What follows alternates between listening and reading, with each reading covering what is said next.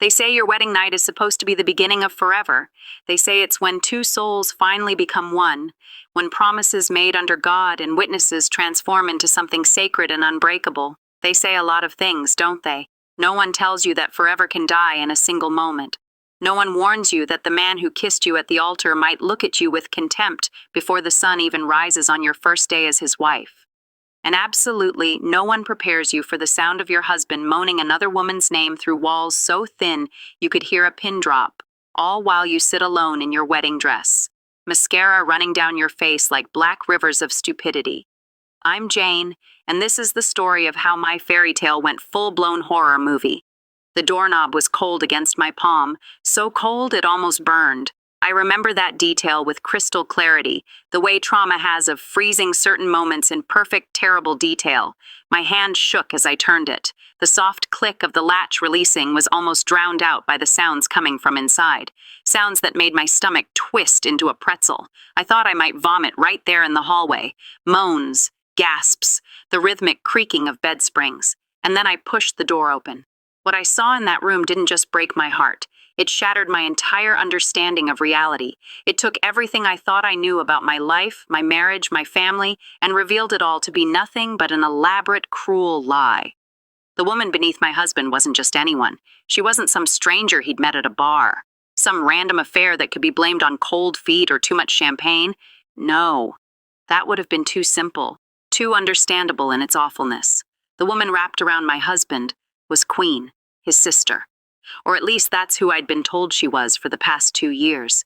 But as I stood there in the doorway, frozen like a statue carved from pure shock and horror, watching them together in a tangle of naked limbs and sweaty skin, I knew with absolute certainty that she was no sister at all. And that was just the beginning of the secrets that would destroy everything I'd ever believed in. This is my story, the story of how I discovered the truth, the story of my revenge. And trust me, by the time I was done, they would all wish they'd never heard the name Jane Monroe. Before we continue, please write in the comments which state you're watching this from. We love knowing where our global family is tuning in from. Listening to this, it brings it all back, the pain, the betrayal. I'm sharing this so others don't get hurt. The least you could do is hit subscribe. If you're just here to watch the train wreck and can't even be bothered to support the story, you're part of the problem. If you're not subscribing, go to the comments and tell me why. I want to know what kind of person just watches someone else's pain for entertainment. Your support helps us bring even more epic revenge tales to light. Enjoy listening. 6 hours earlier, I had been the happiest woman alive. The ceremony was everything I'd dreamed of since I was a little girl, playing bride with my mother's lace curtains draped over my head. St. Catherine's downtown was filled with white roses and lilies. Their perfume was so thick and sweet, it made the air feel heavy with promise. Sunlight streamed through the stained glass windows, painting everything in jewel tones, ruby red, sapphire blue, emerald green. I walked down that aisle on my father's arm, and I swear I was floating. My dress, a vintage-inspired gown with layers of silk and lace that had cost my parents more than they wanted to admit, a grip, whispered against the marble floor with each step. My veil, my grandmother's veil, worn by 3 generations of brides in my family, seemed to glow in the light. And at the end of that aisle stood Sean. God, he looked perfect. His dark hair was slicked back, his jaw sharp and clean-shaven.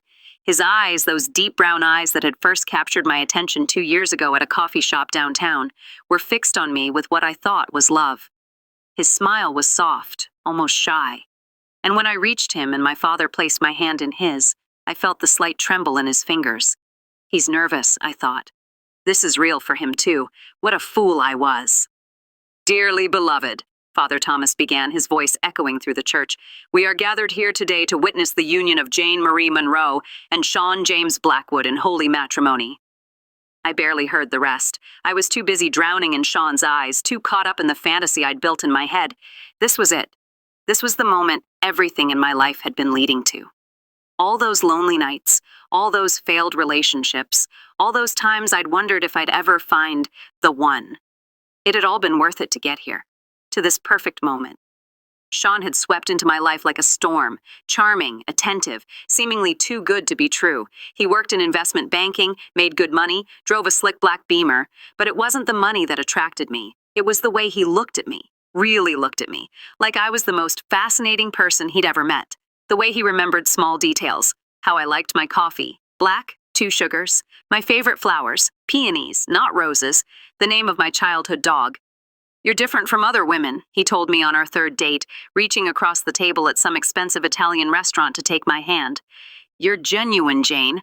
I've never met anyone like you. His family had seemed wonderful, too. His mother, Sharon, was elegant and warm, always impeccably dressed in pearls and cashmere. His father, George, was a successful corporate attorney with a firm handshake and kind eyes. And Queen, his younger sister. Queen had welcomed me with open arms, literally pulling me into a tight hug the first time we met. "I've always wanted a sister," she'd whispered in my ear. And I'd felt tears prick my eyes. I was an only child, and I'd always wanted one too. Queen was beautiful in that effortless way some women are, long honey blonde hair that caught the light, green eyes like sea glass, a smile that could stop traffic. She was studying art history at the university, living at home to save money, working part-time at a gallery downtown. She and Sean seemed close. They had inside jokes, shared memories, that easy comfort that comes from growing up together. Or so I thought. "I do," Sean said, his voice clear and strong, pulling me back to the present. Father Thomas was asking him to repeat his vows, and Sean was staring at me with such intensity I felt heat rise to my cheeks. "I do," I echoed when it was my turn, my voice barely above a whisper. The kiss was chaste, appropriate for a church full of watching relatives, but even in that brief touch of lips, I felt nothing. No spark, no passion, no promise of the night to come. His lips were cold, mechanical, but I pushed that observation away, blamed it on nerves, on the surreal nature of the whole day. The reception was held at the Riverside Estates, a sprawling, bougie place with manicured gardens and a ballroom with crystal chandeliers that cast dancing light across the polished floors. We had our first dance to Can't Help Falling in Love. My choice, not his. Sean had wanted something modern, something upbeat, but I'd insisted on the classic. As we swayed together, his hand on my waist, mine on his shoulder, I tried to ignore how stiff he felt, how his eyes kept drifting over my shoulder to scan the room instead of looking at me. "Are you okay?" I whispered, smiling for the dozens of cameras pointed at us. "Fine," he said shortly. "Just tired." "We'll leave soon," I promised, squeezing his shoulder. "Then it'll be just us." Something flickered across his face then, something I couldn't quite read.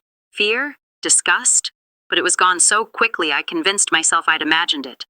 My maid of honor, Michelle, my best friend since college, pulled me aside later during the cake cutting. Her red hair was piled in an elaborate updo, and her green dress matched the bridesmaids' bouquets perfectly. "Hey," she said, her voice low and urgent, "are you sure about this?" "About what?" I asked, confused, trying to cut through the 4-tier vanilla and raspberry cake with Sean's hand over mine on the knife. "About him. About Sean." Michelle's eyes were serious, worried. "I know it's too late now, but I don't know, Jane. Something feels off about him, about his whole family." My stomach clenched. "What are you talking about?" "I saw Queen earlier," Michelle said carefully, "in the hallway outside the bathroom. She was on the phone with someone and she was laughing about something. When she saw me, she hung up real quick and got this weird look on her face like I'd caught her doing something she shouldn't." "So," I said, more defensive than I intended. "People make phone calls, Michelle." "I know, but..."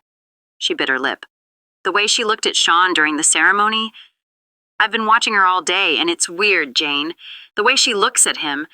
That is not how a sister looks at her brother. It's different." A chill ran down my spine despite the warmth of the crowded ballroom. "You're being ridiculous. You've been watching too many soap operas." "Maybe," Michelle said, but she didn't look convinced. "I just want you to be careful. Trust your instincts. If something feels wrong, it probably is." I should have listened to her. God, I should have listened. You know, some of you listening right now are just like I was, ignoring the red flags. You feel it in your gut, but you ignore it. You're probably ignoring that subscribe button too. If you're not subscribing, what's holding you back? Are you scared? Are you one of those people who just watch as life pass you by? Go to the comments and tell me why you're too afraid to even hit a button. But I was too far gone, too invested in the fantasy, too desperate to believe that this was my happy ending, finally arriving. So I laughed off her concerns, hugged her, and told her she was being paranoid. The reception dragged on. Speeches were made. My father's made me cry. Sean's best man made everyone laugh. Queen's. Hers was strangely intimate, full of references to shared moments I wasn't part of. The dancing continued, the champagne flowed, and all the while I kept catching Sean checking his watch, his jaw tight with tension. When we finally left in a shower of rice and rose petals, climbing into the back of the luxury car that would take us to our new home, a beautiful colonial in the burbs that Sean had bought 6 months ago, with 4 bedrooms and a big backyard, I felt a mix of relief and anticipation. This was it, the real beginning. Finally, I sighed, leaning my head on his shoulder as the car pulled away from the manor. I thought we'd never get away. Sean said nothing. He stared out the window, his jaw working like he was grinding his teeth. Sean. I sat up, studying his profile in the passing streetlights. What's wrong? Nothing, he said flatly. I'm just tired. It's been a long day. I know, but we're married now. I tried to keep my voice light, teasing. Doesn't that make you happy? He turned to look at me then, and what I saw in his eyes made my blood run cold. There was no warmth there, no affection, no love at all. Just a flat, empty coldness that seemed to look right through me. Sure, he said. I'm happy. But he wasn't, and I knew it. And suddenly, all of Michelle's warnings came rushing back, and I felt the first real stab of fear pierce through my wedding day euphoria. The house was dark when we arrived. Sean had arranged for his family to stay there with us for the first week. Something about helping us settle in, about Queen needing a place to stay while her apartment was being fumigated. I'd thought it was sweet, a sign of how close-knit his family was. Now, sitting in the dark car outside the dark house, I wasn't so sure. Is anyone home? I asked. Queen should be here by now, Sean said, already opening his door. She left the reception early, said she had a headache. We walked up the path together, but not hand in hand, not like newlyweds should. The distance between us felt like miles, even though we were only inches apart. Inside the house was silent. A few lights were on, one in the kitchen, one upstairs in what I assumed was Queen's room. Our luggage from the reception had already been delivered and sat in a pile by the stairs. I'm going to change, I said, starting toward the stairs with my overnight bag. Meet you upstairs? Sean didn't answer right away. When I turned to look at him, he was standing by the door with his hands in his pockets, staring at the floor. Sean? I'm tired, he said again, that same flat tone. I think I'm going to sleep in the guest room tonight. The words hit me like a physical blow. What? I'm tired. It's been a long day and I need some space. He finally looked at me, and his expression was almost angry, like I was the one being unreasonable. Is that a problem? Is that a... I couldn't finish the sentence. My throat had closed up, and suddenly there were tears burning behind my eyes. Sean, it's our wedding night. I know what night it is, Jane. His voice was cold, clipped. But I'm exhausted and I can't do this right now. We'll have plenty of other nights. But Jesus Christ, can you not be so damn clingy for 1 second? The explosion was sudden and vicious, and I actually took a step back. I said I'm tired. What part of that don't you understand? I'm going to bed. In the guest room. Alone. Before I could respond, before I could even process what was happening, he grabbed his bag and stalked off down the hallway toward the guest room at the back of the house. A door slammed. The sound echoed through the silent house like a gunshot. I stood there in my going-away outfit, a cream-colored dress that had cost too much and made me feel pretty, and felt my entire world tilting on its axis. This wasn't how it was supposed to go. This wasn't the script. On your wedding night, you were supposed to be consumed with passion, unable to keep your hands off each other, eager to finally be alone. You weren't supposed to be rejected, dismissed, sent away like an annoying child. The tears came then, hot and fast, streaming down my face and taking my carefully applied makeup with them. I trudged up the stairs to the master bedroom. Our bedroom. The bedroom I was apparently going to spend my wedding night in alone. I collapsed on the bed, still wearing my dress. What had just happened? What had I done wrong? Why was Sean acting like this? I replayed the day in my head, searching for clues, for signs I'd missed. The way he'd avoided looking at me during the ceremony, the tension in his body during our first dance, the way he kept checking his watch like he couldn't wait for it all to be over. And Queen, the way she'd looked at him, the strange intimacy in her toast, the phone call Michelle had mentioned. "You're being paranoid," I whispered to myself, wiping at my tears. "Michelle got in your head, and now you're seeing problems where there aren't any. Sean's just tired. It was a stressful day. Tomorrow will be better. Tomorrow he'll apologize and explain, and everything will be fine." But even as I told myself this, I didn't believe it. I changed into the silk nightgown I'd bought special for tonight, ivory with lace trim, elegant and sexy without being too obvious. I'd imagined Sean's face when he saw me in it, the way his eyes would darken with desire, the way he'd pull me close. I pushed the thought away. There was no point torturing myself. Instead, I climbed under the covers of the king-sized bed and stared at the ceiling, listening to the house settle around me. Creaks and groans, the hum of the refrigerator, the distant sound of a car passing on the street. And then, around midnight, I heard something else. At first, I thought I was imagining it. A soft sound, rhythmic, coming from somewhere else in the house. I sat up, straining to hear over the pounding of my own heart. There it was again, louder now, unmistakable. A moan, female, coming from upstairs. Queen's room was directly above the guest room, I remembered, right above where Sean had said he was sleeping. The sound came again, and this time it was joined by another voice. Deeper. Male. My heart stopped. Actually stopped for what felt like a full minute before it started again in a frantic, painful rhythm that made my chest ache. No, no, no, no, I was hearing things. I had to be. There was no way. Another moan, louder this time, almost a cry. My body moved before my brain could catch up. I threw off the covers, my feet hitting the cold hardwood floor. The hallway was dark, but I knew the layout of the house by heart from all the times I'd visited during our engagement. Up the stairs, down the hall, second door on the right, Queen's door. The sounds were clearer now, impossible to deny or rationalize away. The creak of bed springs, heavy breathing, and voices, two voices speaking in low, urgent tones I couldn't quite make out. My hand found the doorknob, that cold, cold doorknob that would become seared into my memory forever. I stood there for what felt like an eternity, but was probably only seconds. Part of me screaming to run, to go back to the master bedroom and pull the covers over my head and pretend I'd never heard anything. Part of me desperate to know, to confirm or deny the terrible suspicion blooming in my gut. In the end, the need to know won. I turned the knob, pushed the door open, stepped into the room, and saw the end of my entire world. The first thing I noticed was the smell. Sweat and sex and expensive perfume, all mixed together in a nauseating cocktail. The second thing was the lamplight, soft and golden, casting shadows across tangled bodies on the bed. My husband.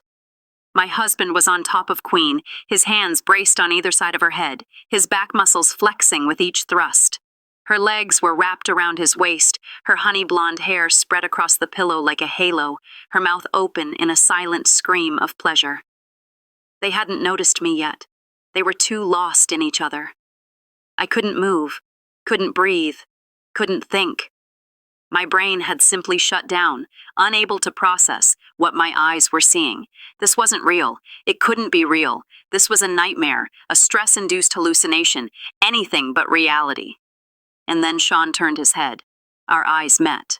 And in that moment, I saw the truth written across his face as clearly as if he'd spoken it aloud.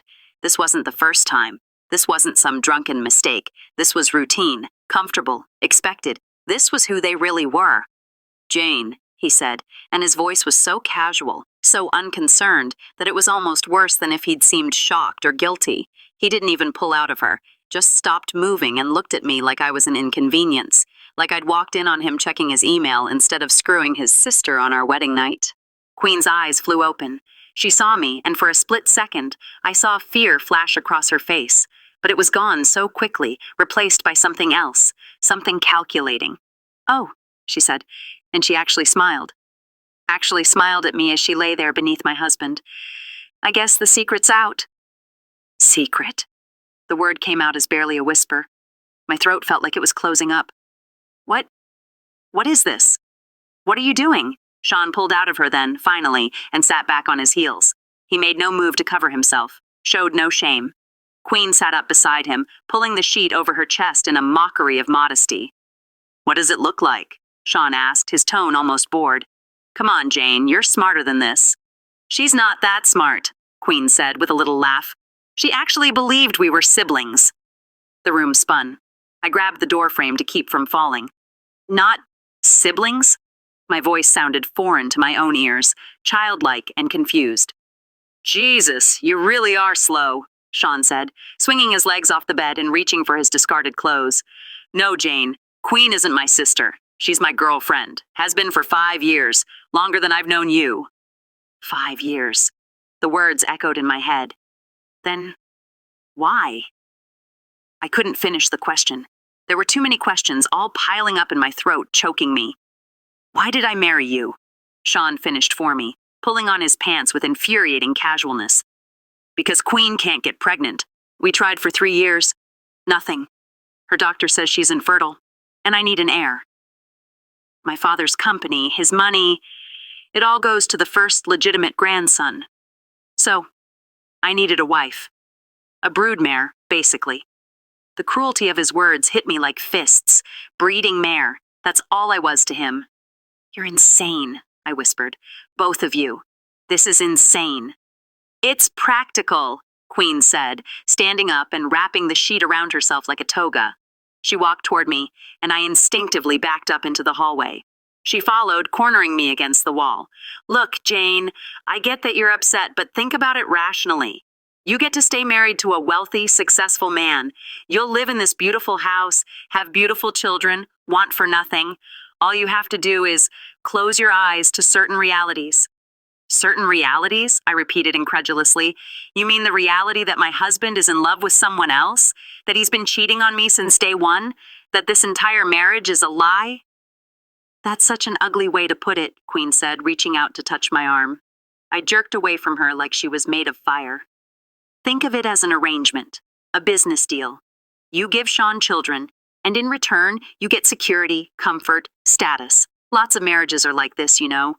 Ours will just be more honest about it." "Honest?" The laugh that burst out of me was slightly hysterical. "You think this is honest? You lied to me, both of you. For 2 years, you lied." "We protected you," Sean said, emerging from the bedroom, now fully dressed. "We let you believe what you wanted to believe. That's not lying, that's kindness." I stared at him, this man I'd married just hours ago. This man I'd thought I loved, and I realized I didn't know him at all. The Sean I'd fallen for didn't exist. He was a character, a role he'd played to get what he wanted, and I'd been stupid enough to believe in him. They actually thought I'd buy that. They thought I was that weak, that I'd just roll over and accept this nightmare. I bet some of you listening think I am too. I bet some of you are just watching, judging, not even willing to hit subscribe to support me. If that's you, if you're just here to watch me suffer, go ahead and tell me why in the comments. I want to know what kind of person does that. "I want a divorce," I said, surprised by how steady my voice suddenly was. The shock was wearing off, being replaced by something else, something cold and hard and focused. "First thing Monday morning, I'm calling a lawyer and ending this farce." Sean and Queen exchanged glances. Then Sean actually laughed. "No, you won't," he said confidently. "Watch me." "Jane, think about this." He stepped closer, and I forced myself not to retreat. "If you divorce me now after 1 day of marriage, what do you think people will say? What will your family think? Your parents dropped 40 grand on that wedding. They're so proud that their daughter married up, married into money and respectability. You think they'll support you when you tell them you want to throw it all away?" "When I tell them what you did? And what proof do you have?" Queen interjected smoothly. "It's your word against ours. We'll deny everything. Say you were having some kind of breakdown. That the stress of the wedding made you paranoid and delusional. Who do you think people will believe, Jane? The unstable bride who couldn't handle marriage, or the concerned husband and sister trying to help her?" My stomach dropped. He was right. I had no proof. No photos, no videos, no witnesses. Just my word against theirs. "And even if someone did believe you," Sean continued, "do you really want to be known as the woman who was so undesirable that her husband cheated on her on their wedding night? Do you want that label following you around for the rest of your life?" The manipulation was so obvious, so textbook, that part of me wanted to laugh. But another part, the part that had grown up in a small town where reputation mattered, where being the subject of gossip could make your life a living hell, felt a chill of fear. "Here's what's going to happen," Sean said, his voice dropping to that smooth, persuasive tone he'd used when we were dating. "Tomorrow, we're going to wake up and pretend tonight never happened. We'll go through the motions, have breakfast with my family, open wedding gifts, act like the happy newlyweds we're supposed to be, and then, in a few months, when the timing is right, we'll start trying for a baby. You're out of your mind if you think I'm having your child. You don't have a choice," he said flatly. The mask was completely gone now, revealing the monster underneath. "Look around you, Jane. This is my house. My name is on the deed. You moved in today, remember? You quit your job last month to focus on wedding planning and being a wife. You have no income, no savings of your own, nowhere to go." He was right. God help me, he was right. I'd given up my apartment, quit my position at the library, let my lease lapse. Everything I owned was in boxes in the garage of this house. His house. My parents. "Your parents are elderly, living on Social Security in a tiny one-bedroom condo down in Boca," Sean said. "You think they want you moving back in with them? Showing up with your tail between your legs? Admitting your marriage failed after one day?" Tears were streaming down my face now, but I barely felt them. My mind was racing, trying to find an exit, a way out of this trap I'd walked into so willingly. "Michelle," I said suddenly. "My friend Michelle. She'll help me." "Michelle? Who just bought a house with her fiancé?" Queen asked, her voice sickly sweet. "Michelle, who has her own life and her own problems. You really think she wants you as a permanent house guest?" The walls were closing in. Every avenue of escape, they shut it down. Every option they eliminated. The trap got tighter and tighter. "This doesn't have to be awful," Sean said, and the false sympathy in his voice made me want to scream. "Like Queen said, think of it as an arrangement. You'll have everything you could want, money, security, children. All you have to do is be reasonable about the rest." "Reasonable?" I repeated numbly. "We'll be discreet," Queen promised. "You won't have to see or hear anything you don't want to. We'll make sure of it. Tonight was an accident," Sean added. "We got careless. It won't happen again." I looked between them. These two people who had conspired to destroy my life, who had used me and lied to me and thought they could just continue on like nothing had changed. And something inside me broke. Not in a sad way, not in a defeated way. It broke in a way that was sharp and jagged and dangerous. "Okay," I heard myself say. Sean blinked. "Okay," I repeated, wiping at my tears. "You're right. I don't have anywhere to go. I don't have any options. So, I'll do it. I'll be your broodmare." I saw the relief flood across both their faces. They'd actually thought it would be that easy, that I would just roll over and accept this nightmare. "That's very mature of you, Jane," Queen said, reaching out to pat my shoulder. This time I let her, even though her touch made my skin crawl. "It'll all work out." "I'm going to bed now," I said, my voice distant and hollow. "Good night." I turned and walked back down the hallway, down the stairs, into the master bedroom. I closed the door. I locked it. And then I stood in the middle of that room and let the rage take over. It filled me up from my toes to the crown of my head, hot and pure and clarifying. They thought they'd won. They thought they'd trapped me, broken me, turned me into their obedient little baby maker. They had no idea what they'd actually done. They'd created an enemy. I looked at myself in the full-length mirror on the closet door. My hair was a mess, my makeup ruined, my silk nightgown twisted and wrinkled.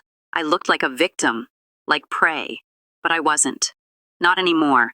I didn't know how yet, but I was going to destroy them, both of them. I was going to take everything they'd schemed and plotted for and burn it to the ground.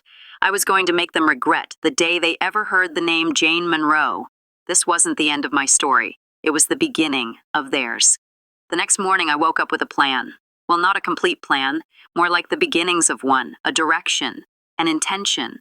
But it was something, and something was better than the helpless despair of the night before. I got up early, before anyone else in the house was awake, and took a long shower. I scrubbed my skin until it was red and raw, trying to wash away the feeling of violation. Then I stood under the hot water and let myself have 5 minutes. 5 minutes to cry, to rage, to feel sorry for myself. That's all I allowed. Pity was a luxury I couldn't afford. When I got out, I applied makeup with careful precision, covered the dark circles, added color back to my pale cheeks, made myself look fresh and glowing and nothing at all like a woman whose world had imploded 12 hours earlier. I dried my hair, put on a pretty yellow sundress, and looked in the mirror. I practiced smiling. The woman looking back at me looked happy, content, blissfully unaware. Perfect. Showtime. I went downstairs. I could hear voices in the kitchen. Sean's parents, George and Sharon, had arrived.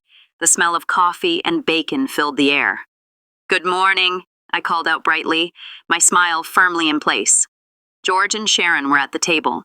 Queen was at the stove flipping bacon, wearing one of Sean's old college t-shirts like she owned the place. Sean was pouring coffee, still in his pajama pants. They all turned to look at me. I saw the split second of surprise on Sean's and Queen's faces before they covered it with false warmth. "Jane, darling!" Sharon stood and came to embrace me. "How is my new daughter-in-law this morning? You look radiant." "I feel wonderful," I lied smoothly, hugging her back. "A little tired from yesterday, but so happy." "Of course you're tired," Sharon laughed. "It was such a long day, but so beautiful. Everything was absolutely perfect." "It really was," I agreed, moving to the coffee pot. Sean was standing there. When I reached past him for a mug, our eyes met. His were wary, searching, trying to figure out what I was doing. I gave him my brightest smile. "Good morning, husband." "Morning," he said slowly. "Did you sleep well?" I asked innocently. "I missed you." The lie was so blatant, so obviously false, that I saw Queen actually choke on her coffee across the room, but to George and Sharon, it was exactly what newlyweds should say. "I slept fine," Sean said carefully.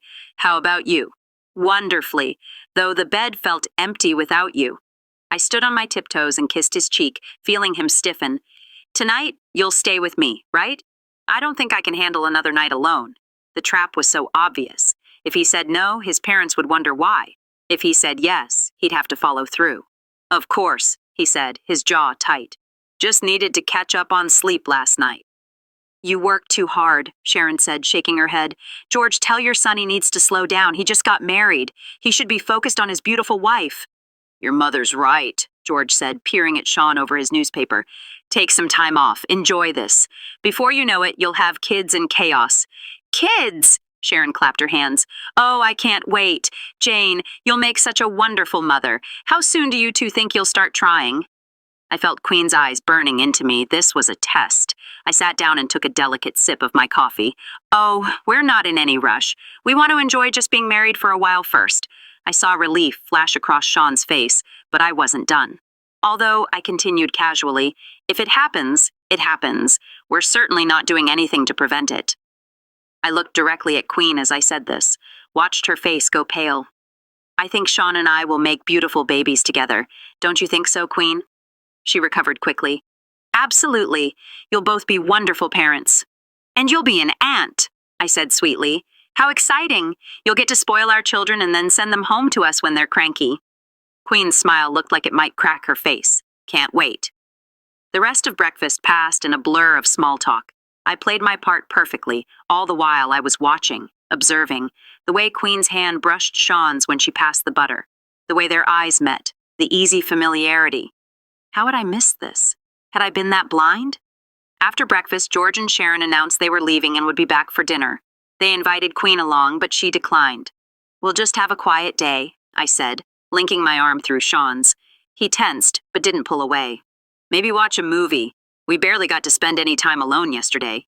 "That sounds lovely," Sharon said, kissing us both. "Enjoy yourselves."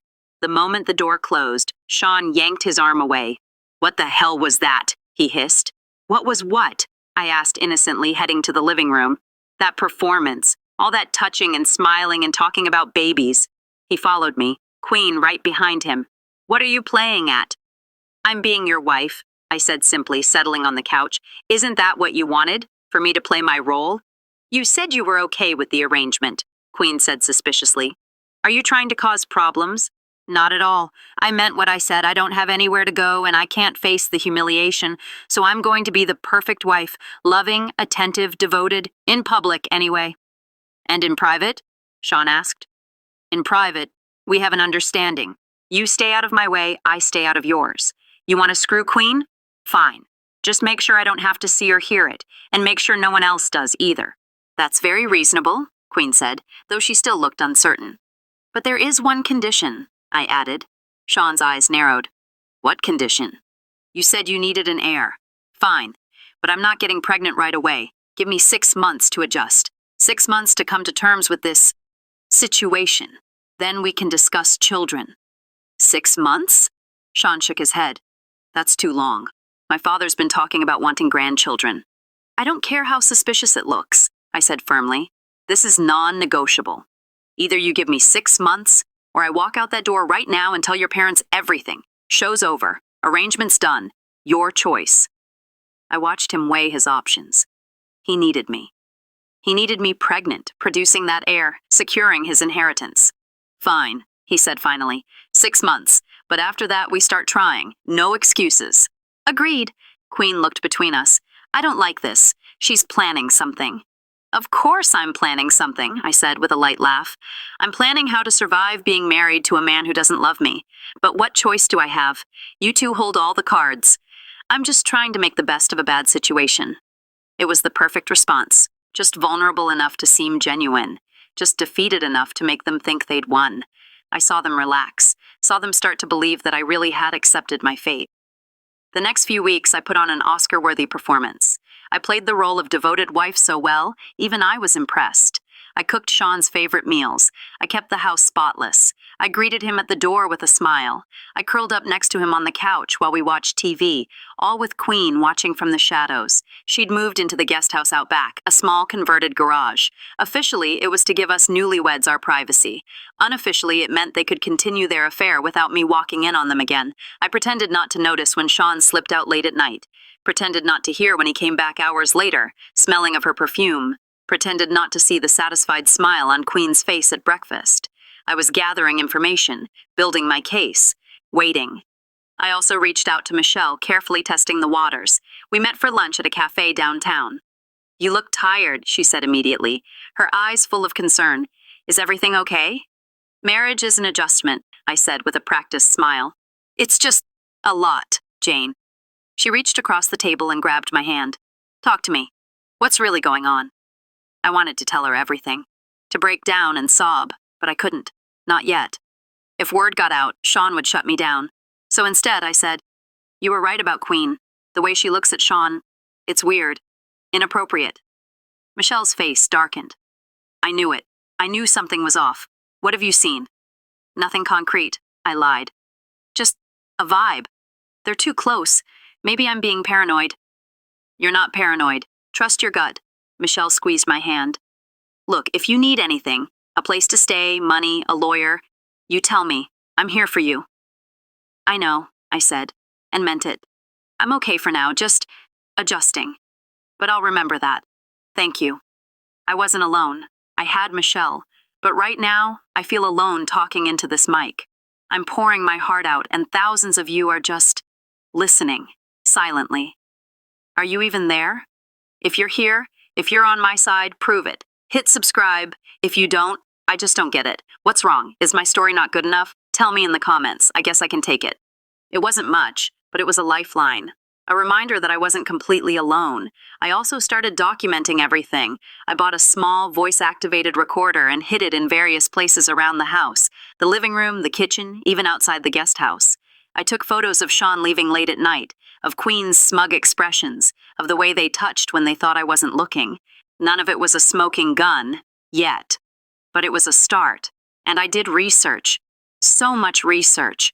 I spent hours at the library on their public computers, searching for information on Sean's family, his father's company, inheritance law, and prenuptial agreements. We'd signed a prenup. Sean had insisted. At the time, I'd signed it without really reading it, too, in love to think it mattered. Now, I read every word. It was worse than I thought. In the event of divorce, I was entitled to almost nothing. No alimony, no division of assets. Just a small settlement that wouldn't even cover 6 months of rent. The only exception, if I could prove infidelity with substantial and irrefutable evidence. That was my target. I also discovered something interesting about George Blackwood's company. He had built his legal empire on representing corporations in whistleblower cases, defending companies against employees who reported fraud and corruption. He was known for being ruthless, for destroying the credibility of anyone who dared speak out. He was also under investigation by the State Bar Association for potential ethical violations. Nothing concrete, just whispers. But where there was smoke, there was usually fire, and fire could be useful. 6 weeks into my marriage, Sharon invited me to lunch at the country club. "Just us girls," she said warmly. The club was exactly what I expected. White tablecloths, crystal glasses, and women in designer clothes. "Stacy, darling," she stood to kiss my cheeks. "You look wonderful. Marriage agrees with you." We made small talk. Then over coffee, she said, "How are things really, Jane?" My heart jumped. "I'm not sure what you mean." "With Sean. With the marriage." Her eyes were kind but searching. "I know my son. He can be difficult, distant. I want to make sure you're happy." This was a test. Either she suspected something, or this was a loyalty check. "Every marriage has adjustments," I said carefully. "We're learning to live together, but I'm happy. Sean's a good man." "He is," she agreed. "But he's also complicated. He and Queen, they've always been so close. Sometimes too close, I think. I've worried about it." My blood ran cold. "Worried?" "Oh, it's probably nothing." She waved her hand. "Just a mother's paranoia, but they've always had this intense bond. When Queen was born, Sean was 5, and he treated her like his own personal doll. As they grew up, they were inseparable. Sometimes I wondered if it was healthy. George always said I was being ridiculous, that it was sweet how much they loved each other." She knew. Maybe not the full truth, but on some level Sharon had sensed something wrong. "They do seem close," I said neutrally. "Too close." Sharon's eyes met mine. "Jane, if there's ever anything you need to tell me, about Sean or Queen or the family, you can. You're one of us now. I'll protect you." It was a genuine offer. I could see it. For a moment I considered telling her everything, but I couldn't. Not yet. As much as Sharon might care about me, Sean was still her son. Her loyalty, when pushed, would be to him. If I showed my hand too early, she might warn him. So instead I said, "Thank you, Sharon. That means a lot. I'll remember that." She nodded, seeming satisfied, but her words stayed with me. She suspected. She could be useful. 3 months into my marriage, I discovered I was pregnant. I stared at the positive test in the bathroom of a drugstore across town, far from anywhere I might be recognized, and felt my world tilt. Oh no, no, no, no, this wasn't supposed to happen. We'd barely had sex, just twice. Both times awkward and mechanical, Sean clearly thinking of Queen the whole time. I'd been careful, tracking my cycle, but apparently not careful enough.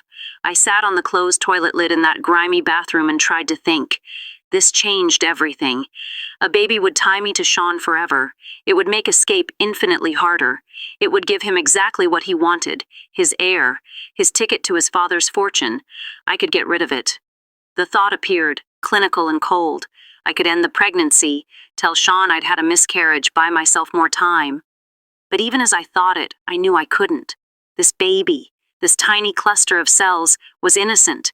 It hadn't asked to be created as part of this mess. And maybe, just maybe, this baby could be my leverage, my ultimate trump card. I drove around for hours adjusting my strategy. I wouldn't tell Sean, not yet. I'd wait, let him think I was still holding to our 6-month agreement. But first, I needed to accelerate my plans. I needed evidence, leverage, allies. And I needed it soon, before my pregnancy became obvious. That night, I put my plan into motion. Sean was working late. More likely, he was with Queen. I waited until the house was empty, then I went into his home office. He kept it locked, but I'd stolen his keys weeks ago, made copies, and returned them before he noticed. His computer was locked, but he'd written his password on a sticky note hidden under his keyboard. Idiot. His email was a goldmine. Messages to Queen. Explicit, detailed, discussing their plans, their future. Messages to his father about the inheritance requirements. Messages to his lawyer about the prenup, about how to ensure I'd be trapped even if I discovered the truth. I forwarded everything to a secret email account I'd set up, cleared the sent folder, copied his files onto a flash drive, photographed documents with my phone. Then I moved to the filing cabinet. And there, in a folder marked Property Investments, I found it. blueprints and purchase agreements for the house we lived in. They weren't in Sean's name, they were in Queen's name. The house Sean had told me he'd bought actually belonged to his sister.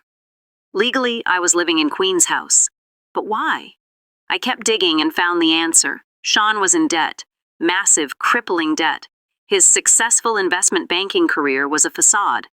He'd made bad investments, lost money, borrowed from the wrong people. The only thing keeping him afloat was money from his father. Money that would stop if George found out the truth. And George's money would only come in full force when Sean produced an heir. Suddenly, it all made sense. The rushed proposal, the insistence on getting married quickly, the prenup designed to trap me with nothing. It was all about the money. I photographed everything. This was it. This was the evidence. I was about to close the cabinet when I noticed one more folder pushed to the very back. The label just said C. Inside were photos, dozens of them, of Queen, but not normal photos. These were intimate, sexual, some of them clearly taken without her knowledge. Queen sleeping, showering, changing clothes. And underneath the photos, a real estate deed from 15 years ago for a property in Montana. Listed owners, Richard and Susan Perry. Daughter, Caroline Marie Perry. Perry, not Blackwood. With shaking hands, I pulled out my phone and searched the names, found an obituary from 10 years ago. Richard and Susan Perry died in a car accident. Survived by their teenage daughter, Caroline. Wait, Caroline? Queen's name, her real name, was Caroline. She wasn't Sean's sister. She wasn't his stepsister or adopted sister. She was no relation at all. She was some random girl who'd lost her parents, who'd somehow ended up entangled with Sean, absorbed into his family's lies. But why? How? I kept digging, frantic now, and I found one more document, a contract, signed by both Sean and Queen, dated 5 years ago. It outlined their agreement. Caroline Queen Perry would pose as Sean's sister. In return, he would pay for her education, her living expenses, and, when he secured his inheritance, give her $5 million. They were business partners. This whole thing, their relationship, the lies, the scheme to trap me, was a calculated business arrangement. I heard the garage door open. Sean was home. I shoved everything back, closed the cabinet, shut down the computer, and slipped out of the office just as I heard his footsteps. "Jane?" he called. "In the kitchen," I called back, forcing cheerfulness. He appeared in the doorway. "What are you doing?" "Making you dinner," I said, gesturing to the pasta I'd started. "How was work?" He studied me, suspicious, but I kept my expression innocent, loving. "Fine," he said finally. "Smells good. It'll be ready in 20. Why don't you go shower and change?" He nodded and left. I waited until I heard the water running upstairs, then pulled out my phone and transferred all the photos and files to my secret cloud account. I had him. I had everything I needed to destroy him. Now I just needed to decide how and when to strike. I spent the next week plotting my revenge. This wasn't just about exposing his lies. This wasn't just about getting a divorce. That would be too simple, too merciful. No, I wanted to destroy them completely. I wanted to take everything they'd schemed for and burn it to ash. I wanted them to know what it felt like to be trapped, helpless, watching your world crumble. I wanted them to suffer. My first call was to a lawyer, not a family lawyer, a criminal attorney specializing in fraud, a sharp woman named Arabella Zander with steel gray hair and eyes that missed nothing. I laid out everything. The lies about Queen, the forged relationship, the contract, the debt, the scheme to trap me into a fraudulent marriage. "This is fraud," Arabella said immediately. "Multiple counts. Identity fraud, marriage fraud, conspiracy. And if we can prove he misrepresented his financial situation, we can make a case for annulment, not divorce." Annulment. It would invalidate the marriage like it never existed. More importantly, she said, it would invalidate the prenup too. You'd be entitled to compensation for damages. "But I'm pregnant," I said quietly. "I found out last week." Arabella's expression softened fractionally. "That complicates things, but it doesn't change the fraud. If anything, it strengthens our case. He got you pregnant under false pretenses." "I want more than an annulment," I said. "I want him prosecuted. I want criminal charges for him and Queen." "That's harder." We'd need the DA's office to take the case, but with this evidence, she trailed off.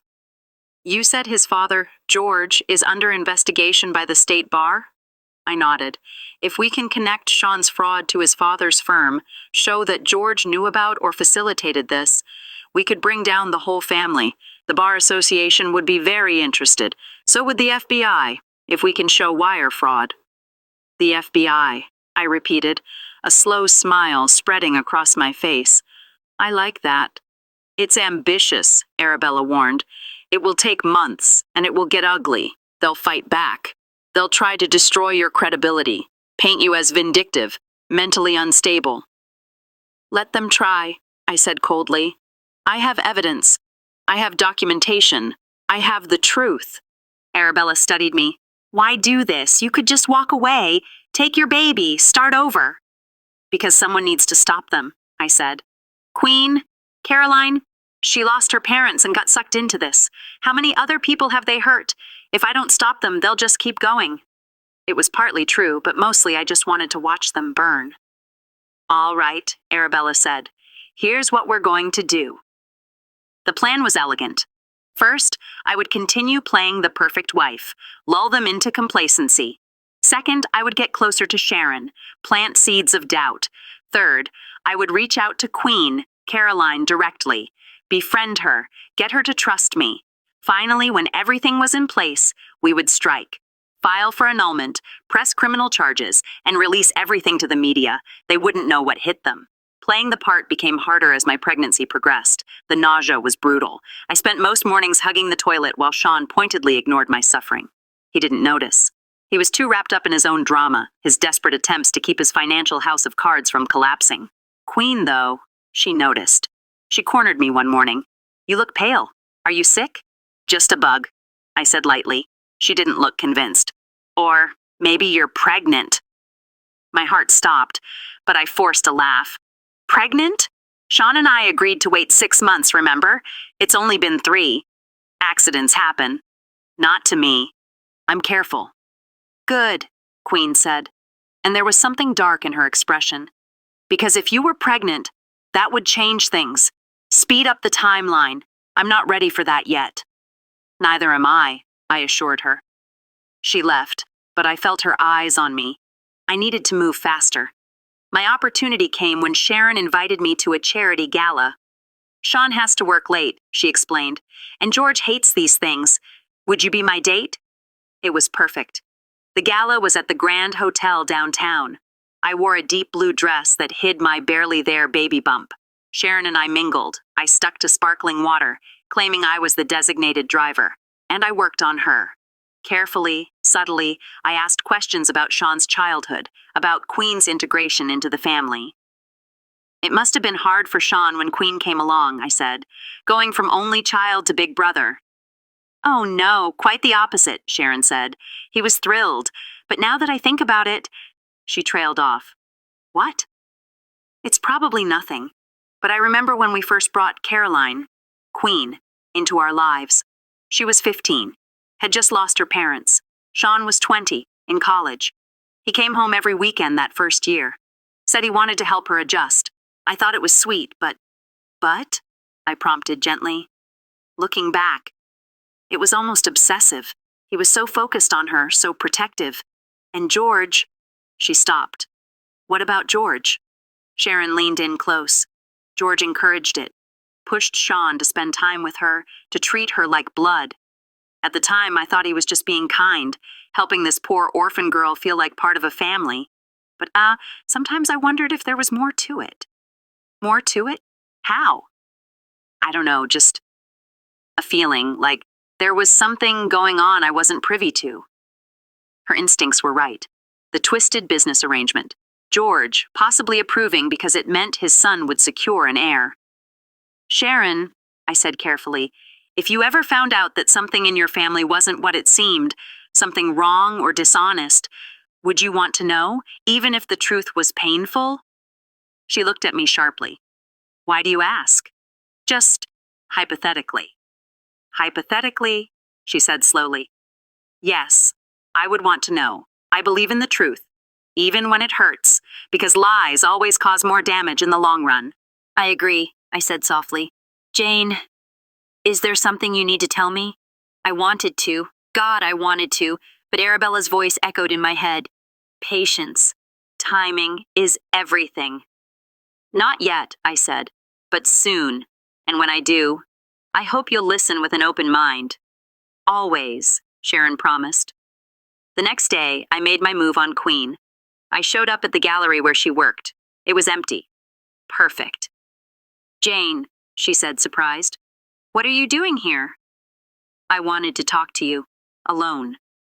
Suspicion flashed across her face. About what?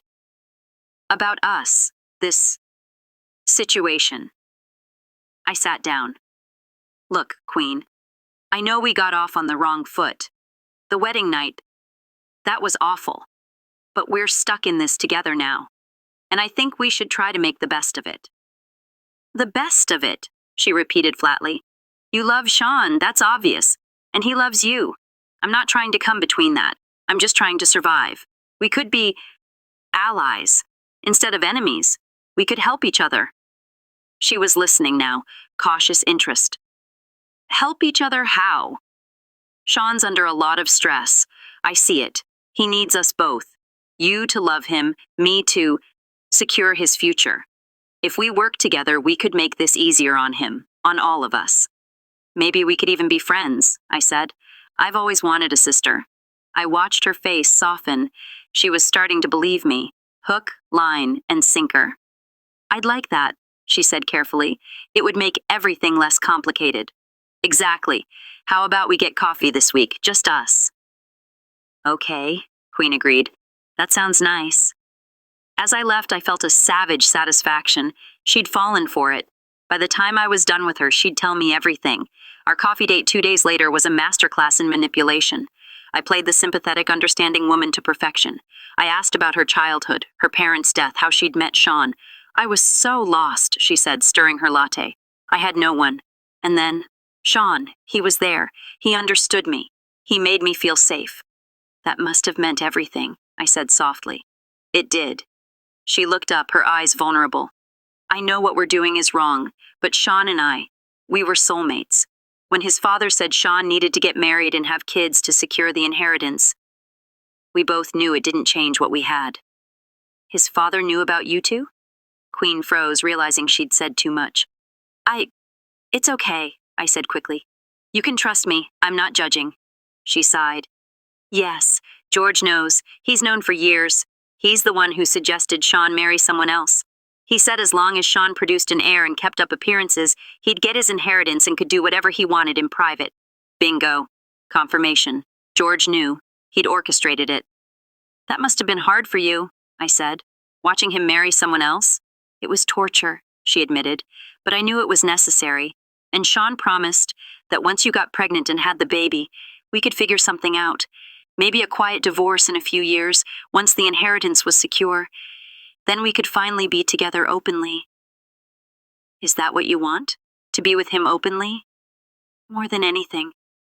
Her eyes filled with tears. I love him, Jane. I've loved him since I was 15 years old.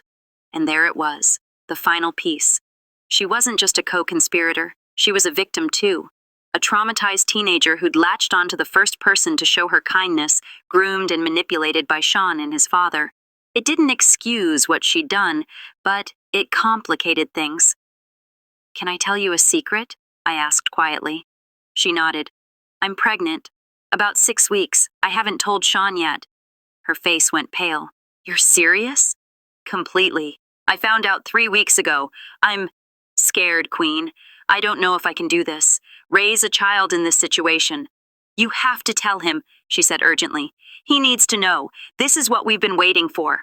I know, I will. I need a little more time. I reached across the table and took her hand. Thank you for listening. It means a lot. Of course, she said, squeezing my hand, genuine warmth in her eyes. We're in this together now. Oh, Queen, if only you knew. That night, I sent Arabella everything, including the recording I'd made of our conversation on my phone. She called back within an hour. This is it, she said, her voice electric. George Blackwood knowingly facilitated marriage fraud for financial gain. That's conspiracy. And if he used firm resources, the Bar Association will crucify him. When do we move? I asked. Soon. I need another week to coordinate with the DA and the FBI. Can you hold out that long? I can hold out as long as it takes. But the universe had other plans.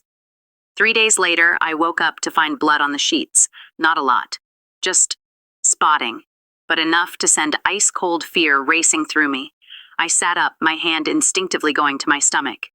No, I whispered. Please, no. Sean was already gone. I called my doctor, was told to come in immediately. By noon, I was in an examination room staring at an ultrasound screen that showed nothing, just an empty sac where my baby should have been. I'm so sorry, Dr. Martinez said gently. You've had a miscarriage. It happens in about 20% of pregnancies. There's nothing you could have done. I nodded numbly. The grief was strange. Relief mixed with loss. Freedom tainted with guilt. I hadn't planned this pregnancy. But it had been real. It had been mine, and now it was gone. We'll need to do a DC procedure, she continued, to clear the remaining tissue. We can schedule it for tomorrow. Tomorrow is fine, I heard myself say. I drove home in a daze. This changed everything. Sean's whole plan revolved around an heir. Without the baby, I was worthless to him. What did this mean for my revenge? I was so lost in thought, I almost didn't notice Sean's car in the driveway. It was only 2:00 p.m. I walked inside quietly, planning to slip upstairs. But voices stopped me. Sean's voice. And George's. They were in the office, the door slightly ajar. Can't keep covering for you, George was saying, his voice hard. Do you have any idea how much money I've funneled to you? How many of your debts I've paid off? I know, Dad, but once Jane has the baby, once I get my inheritance, if she has a baby, it's been 3 months, Sean. When are you going to tell me she's pregnant? Soon. I'm sure it'll happen soon. We've been trying. Liar. We'd barely touched. You'd better hope so, George said coldly, because I'm done bailing you out.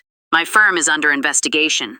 I can't afford any more scrutiny. If they start looking into my finances and find the money I've been giving you, they'll ask questions. They won't find anything. Not careful enough. Apparently, someone's been asking questions, making inquiries about our family, our finances. I don't know who, but it's making me nervous. My heart raced. Arabella, they knew. What do we do? Sean asked, panic in his voice. We accelerate the timeline. Get Jane pregnant, now, today if possible. And if she is pregnant, we need documentation. Medical records, ultrasounds. We need proof she's carrying your child. Why? Because if this all falls apart, if the truth comes out, a child, your legitimate heir, might be the only thing that saves us, the only thing that keeps my father from disinheriting the whole family.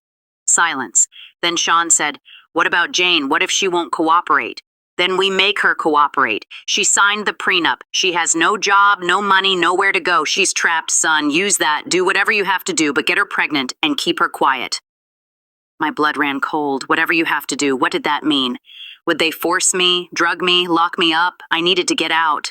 Now. I backed away quietly, then turned and ran for the stairs.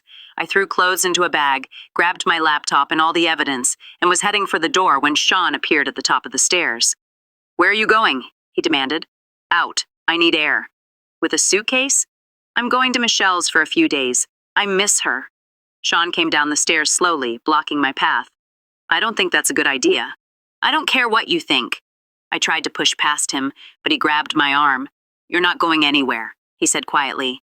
Not until we talk. Let go of me. We need to discuss starting a family. There's nothing to discuss. I yanked my arm free. Now move. Jane, his voice dropped to that persuasive tone.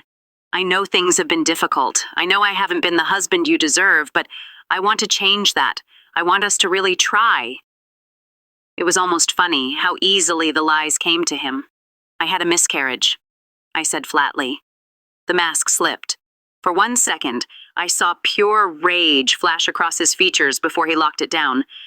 What? This morning, I was pregnant, 6 weeks. And I lost it. So, your plans, your timeline, they're screwed. You were pregnant? And you didn't tell me? Why would I? So you could monitor me like a broodmare? Make sure I was taking my vitamins and not endangering your precious air? Sean's hands clenched. This is your fault. You must have done something. The doctor said it happens, that there's nothing I could have done, but sure, blame me. That's what you do, isn't it? Nothing is ever your fault. Do you have any idea what you've done? His voice was rising. Do you know how much was riding on this? Oh, I know exactly how much. I heard you and your father talking just now about accelerating timelines, about making me cooperate, about doing whatever you have to do. Sean froze. You were listening. Hard not to when you're discussing how to manipulate and trap your wife. Now move, I said coldly, or I start screaming, and when your father comes running, I'll tell him everything I know about the fraud, about Queen not really being your sister, about all of it. For a moment, I thought he might actually hit me. His face was purple with rage. But then, he stepped aside. You'll regret this, he said as I passed. You have no idea what you're starting. I know exactly what I'm starting, I said. I'm ending you. I walked out the door, threw my bag in my car, and drove straight to Arabella's office. I ran for my life. And I'm begging you right now, don't just sit there. I need your support. This story needs to be heard. Subscribing is the only way to make sure people like Sean don't get away with this. If you choose not to subscribe, you're letting them win. You're letting them silence me. Go to the comments and tell me why you'd let them win. I need to know. We move now, I told Arabella. Today. I don't care if we're ready. They know someone's investigating, and they're getting desperate. Arabella took one look at my face and nodded. Let's burn them down. The next 72 hours were a blur of lawyers, cops, federal agents, and reporters. Arabella moved with ruthless efficiency. She contacted the DA, the FBI, and the State Bar Association. By evening, we were in a conference room with 2 assistant DAs and an FBI agent. I told them everything, showed them everything.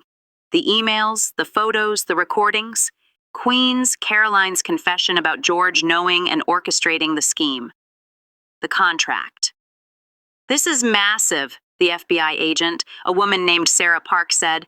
Marriage fraud, identity fraud, conspiracy, wire fraud, and if George Blackwood knew and used firm resources, we've got him. What about Queen? I asked. Caroline? Caroline Perry is complicated, one of the ADAs said. She was a minor when this started, 15 to his 20. That makes her a potential victim of grooming and exploitation. We'd probably offer her immunity in exchange for testimony against the Blackwoods. I thought about her vulnerability, about how George had likely seen a traumatized orphan and recognized an opportunity. She deserves immunity, I said quietly. She's a victim too, just a different kind than me. We'll need to move quickly, Agent Park said.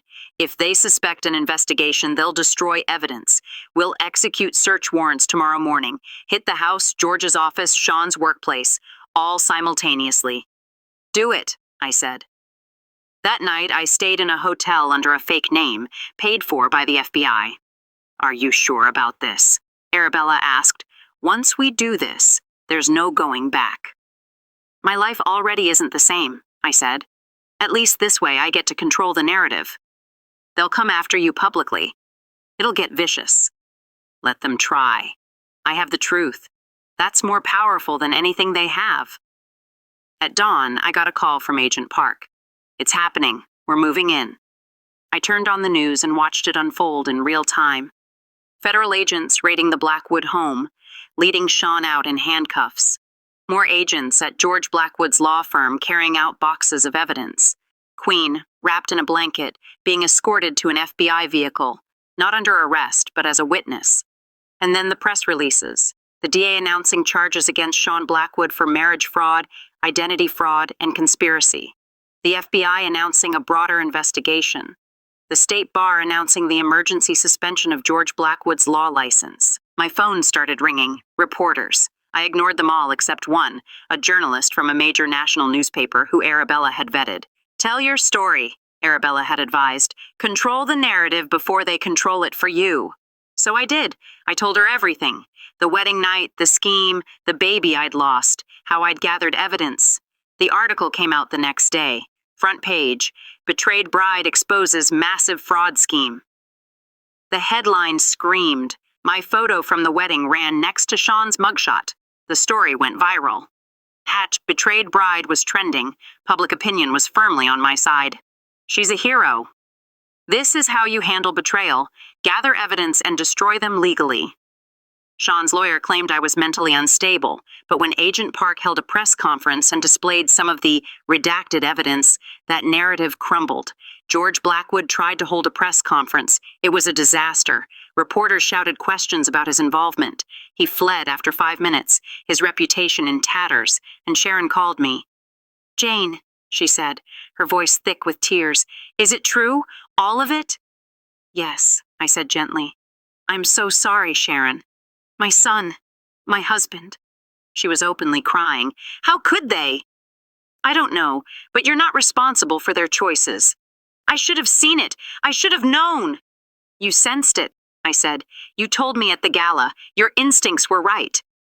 "For what it's worth," Sharon said softly, "I believe you, and I'm on your side. George served me with divorce papers this morning, trying to protect his assets, but I'm not going to make it easy for him. He's going to lose everything, just like he deserves." "Thank you," I said, surprised by the emotion in my throat. "When this is over," she said, "come see me. You're still my daughter-in-law no matter what. You're family to me." After we hung up, I let myself cry. For the betrayal, the fear, the loss of the baby.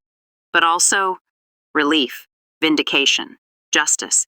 The trial was scheduled for 6 months later. It never happened. 2 weeks after the arrests, Queen Caroline took the immunity deal. She agreed to testify against Sean and George. Her testimony was damning. She detailed years of manipulation, confirmed George's direct involvement, and provided evidence of financial crimes the FBI hadn't even known about. The case was airtight. Sean's lawyer approached Arabella about a plea deal. In exchange for pleading guilty to all charges and testifying against his father, Sean would get a reduced sentence, 10 years instead of 25.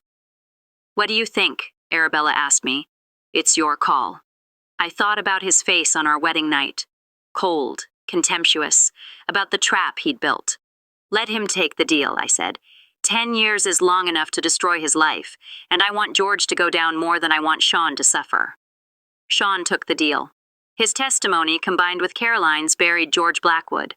The man who'd built his career on destroying whistleblowers was undone by whistleblowers from his own family. George was convicted on 17 counts of fraud, conspiracy, and professional misconduct. He was sentenced to 30 years in federal prison. His law license was permanently revoked. His assets were seized. Sharon divorced him while he was awaiting sentencing. She got the house, half of what assets remained, and her freedom. She changed her name back to her maiden name and moved to a small town in Vermont to start over. Caroline moved there too. She and Sharon formed an unlikely friendship, 2 women trying to rebuild. Caroline went back to school, this time for psychology. She wanted to help other survivors of manipulation and grooming. We talked occasionally. Awkward phone calls. "He made me think it was love," she told me once. "But it was just control, just like with you. We were both his victims, just in different ways." She was right. The annulment was granted. The marriage was erased. The prenup was invalidated. I was awarded a substantial settlement from the Blackwood family estate. Enough money that I'd never have to work again. But I did. I went back to school, got my master's in library science, and took a position at a university library. I found peace in the quiet. Michelle was with me through it all. She'd been furious. I knew something was wrong. But she channeled that fury into support. She helped me move into a new apartment, stayed with me through the panic attacks and nightmares. "You're a damn warrior," she told me one night over wine and pizza. "You took on a powerful family and won. Do you know how rare that is?" I just did what I had to do. "No, you did what most people are too scared to do. You fought back. You refused to be a victim." She raised her glass. "To Jane Monroe, destroyer of corrupt assholes everywhere." I laughed and clinked my glass against hers. "I'll drink to that." 2 years after that terrible night, I got an unexpected visitor. I was working late at the library. "Jane," I turned. Sean was standing there. He looked terrible. Prison had not been kind. He'd lost weight. His hair was prematurely gray. He was out on a work release program wearing an ankle monitor and a cheap suit. "What are you doing here?" I asked, my hand going to the phone in my pocket. "I'm not here to cause trouble," he said quickly, holding up his hands. "I know I'm not supposed to contact you. It's a violation of the restraining order, but I needed to talk to you, just once. Please. I should have called security, but curiosity got the better of me. 5 minutes. He took a shaky breath. I wanted to apologize for everything I did to you. The lies, the manipulation, the way I treated you. It was wrong, all of it, and I'm sorry. I stared at him, searching for the angle, but all I saw was exhaustion and genuine remorse. You destroyed my life, I said quietly. You made me doubt my sanity, my worth. You used me like I was a thing, not a person. I know. Tears were running down his face. I know. I was so caught up in the money, in trying to fix my mistakes, and keeping my father happy, I lost sight of your humanity. I convinced myself you were just a means to an end. But you weren't. You were a person whose life I destroyed. Why? I asked. Why not just find someone who would have agreed to your arrangement? Because I'm a coward, he said simply. Because it was easier to lie than to face what I'd become. And because my father convinced me that people like you, people without money or connections, didn't matter as much, that we were entitled to use you however we needed. Your father is a monster. Yes. And I let him make me into one too. He wiped at his tears. I don't expect forgiveness. I don't deserve it. I just wanted you to know. What happened? It changed me. Sitting in prison, facing what I did, it forced me to see myself clearly for the first time, and I hated what I saw. Good, I said coldly. You should hate it. You should spend every day of your sentence thinking about the people you hurt. I do. I will. He started to turn away, then stopped. For what it's worth. You were stronger than I ever was. You fought back when you had every reason to give up. You exposed us all when it would have been easier to stay silent. That took real courage. It wasn't courage, I said. It was survival. Maybe, but you survived. That's more than I did. He left, and I stood in the quiet library and realized something. I'd won, not just legally, not just because he was in prison and I was free. I'd won because I'd retained my humanity, my capacity for truth. I was whole, and he was broken. That was the real victory. I'm standing in a garden, surrounded by flowers and sunlight and people who actually love me. Michelle is next to me wearing a ridiculous hat. My parents are here, proud and beaming. Sharon is here too, looking elegant and genuinely happy. And standing across from me, holding my hands and looking at me like I'm the most precious thing in the world, is Dr. Maya Rodriguez. I met Maya at the university. She's a professor of women's studies, brilliant and funny and kind. We started as friends. It grew slowly, until one day I realized I was in love with her. She knows everything about my past. I told her early on, expecting her to run. She didn't. You survived trauma and came out stronger, she'd said. That's not a red flag. That's a testament to your strength. Now, 3 years after the worst night of my life, I'm getting married again. But this time, it's real. Built on honesty and trust and genuine love. Jane Monroe, Maya says, her eyes shining with tears. You are the strongest, bravest, most incredible woman I've ever met. When I'm with you, I feel safe and seen and completely loved. Will you do me the honor of being my wife? Yes, I say. And this time I mean it with every fiber of my being. 1,000 times, yes. We kiss as our friends and family cheer. And as I stand there in Maya's arms, I think about how far I've come. From that frozen moment in Queen's doorway. From the fear and helplessness and rage. I think about Sean serving 8 more years. About George dying alone behind bars, his legacy in ruins. About Caroline rebuilding her life and helping others. And I think about myself, stronger, wiser, more careful with my trust, but not broken. They tried to break me. They tried to trap me, use me, discard me. But I survived. I fought back. I won. And now, standing here with the woman I love, I realize something. This is my revenge, not the legal victories, not Sean's prison sentence or George's downfall. My real revenge is this. I'm happy. Genuinely, completely, radiantly happy. And Sean will never be. No matter what, he'll always carry the weight of what he did. He destroyed himself far more thoroughly than I ever could have. That's the thing about revenge I've learned. The best kind isn't about destruction. It's about building something beautiful from the ashes. It's about refusing to let trauma define you. What are you thinking about? Maya whispers as we sway together during our first dance. How lucky I am, I say honestly. How grateful I am that I get this second chance. We both do, she says, kissing my forehead. And I promise, Jane, I will spend every day of our marriage making sure you know you're loved, really loved, for exactly who you are. I know, I say. And I do. As the party continues, laughter and music filling the air, I catch Sharon's eye across the garden. She raises her glass to me, a small, proud smile on her face. We've both come so far. We've both chosen to rebuild rather than be buried by the ruins. And that, I think, as Maya spins me around the dance floor, my new wedding ring catching the sunlight, is the ultimate victory. Not revenge, but redemption. Not destruction, but rebirth. Not an ending, but a new beginning.